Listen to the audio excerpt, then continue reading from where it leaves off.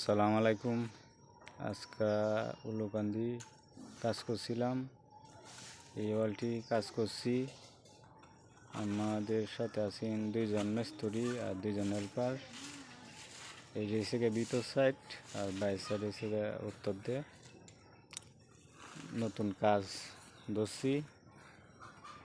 কাজটি কীরকম হয়েছে আপনারা সবাই কমেন্টে জানিয়ে দিবেন।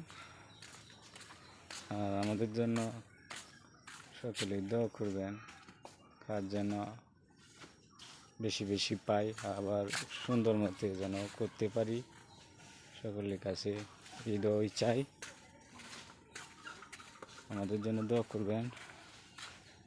এই জন্য এটা হচ্ছে 22 সাইড, এটা 22 সাইড উত্তর পাশ 22 সাইডের গাঁথনি করছি।